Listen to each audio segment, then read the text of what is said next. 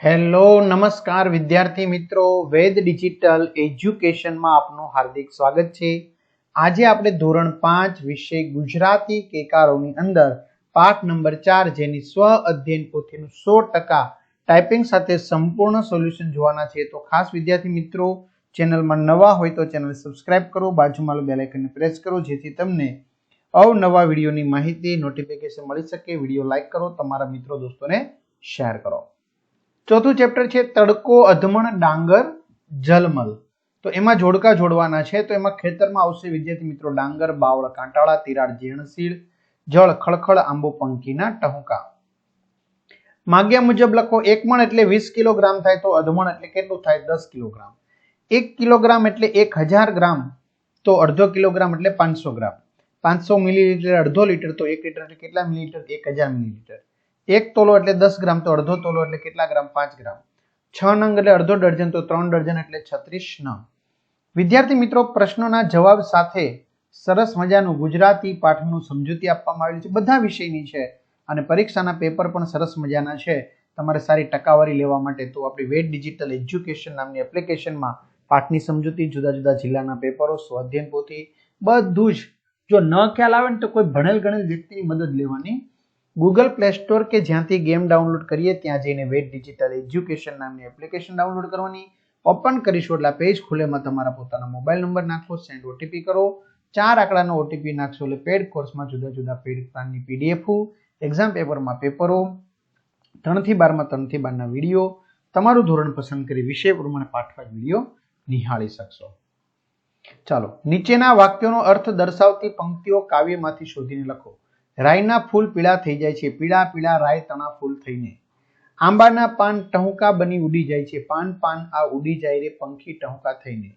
સૂરજના અસ્ત વ્યસ્ત ટુકડા તરે છે, સૂરજના અસ્ત વ્યસ્ત ટુકડા તરતા રેલાય।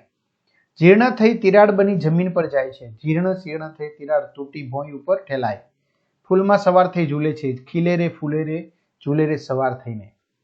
ખરા ખોટા? વસંતરાયે બારી પરના પડદાને ઉતારી લીધો, ખરું। ઓછવલાલના કાન કૂતરા જેવા સરવા હતા, ખરું। તરલિકા સાપથી ડરે છે, ખોટું। વસંતરાયે ફાયર બ્રિગેડને ફોન કર્યો, ખોટું। ઘરમાં અધમણ તડકો ઘૂસી આવ્યો છે, ખરું। ઉદાહરણ પ્રમાણે લખો। શું કરે છે કર્યું કે કરશે, તૂટશે કે તૂટવું। શું કરે છે કર્યું કે કરશે, દોડશે કે દોડવું। શું કરે છે કર્યું કરશે, સમજશે કે સમજાવવું। શું કરે છે કર્યું કરશે, રમશે કે રમવું। ચિત્રમાં આપેલું ઘર અને તમારું ઘર કઈ રીતે અલગ પડે છે તે લખો। તો આ ઘર કાપડ તથા દોરડાઓથી બનેલું તંબુ છે જેને ગમે ત્યારે ગમે ત્યાં લગાવી કે હટાવી શકાય છે, જ્યારે મારું ઘર સિમેન્ટ, રેતી, કાંકરી, કોન્ક્રીટ, લોખંડ તથા પથ્થરથી બનેલું પાકું મકાન છે। મારા ઘરને ગમે ત્યાં ગમે ત્યારે બનાવી કે હટાવી શકાતું નથી, કેમ કે મારું ઘર સ્થાયી તથા પાકું છે। તમને તડકો સૌથી વધારે ક્યારે ગમે ને ક્યારે ન ગમે તે કારણ સાથે લખો। તો શિયાળાની ઠંડી વચ્ચે અમને તડકો ખૂબ જ ગમે છે। શિયાળાના કોમળા તડકામાં રમવાની મજા પડે છે અને ઠંડી પણ દૂર ભાગે છે, આથી મને શિયાળે તડકો ખૂબ ગમે। જ્યારે મને ઉનાળામાં તડકો થોડો ઓછો ગમે। સૂરજ દાદા જાણે સજીવ પર જાત ઉપર કોપાયમાન બની કોપ પરસાવતા હોય તેમ ગરમી અને લૂ વરસાવે છે, આથી ઉનાળે તડકો મને બહુ ઓછો ગમે। પ્રશ્નનો જવાબ આપો। તડકો ન હોત તો શું થાત? તડકો ન હોત તો પૃથ્વી પર અંધકાર અને ઠંડી છવાઈ જાત, છોડ પ્રાણી અને માનવ જીવન અસ્તિત્વમાં ન રહે। તમારા ઘરમાં મણ અધમણમાં કઈ કઈ ચીજ વસ્તુઓ આવે છે? મારા ઘરમાં અનાજ, કઠોળ, ખાંડ, મસાલાઓ, મીઠું વગેરે જેવી વસ્તુઓ અધમણ મણમાં આવે છે।